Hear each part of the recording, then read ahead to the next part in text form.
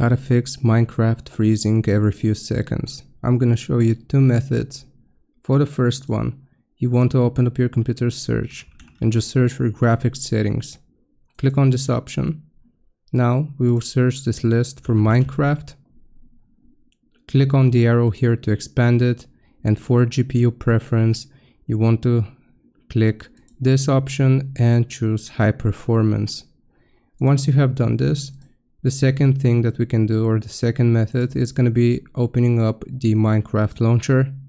From here we'll choose the version of Minecraft which we want to play, go into installations, latest release, click on the three dots and then choose edit. From here we will click on more options, and the issue you may be facing is because you are allocating way too much RAM.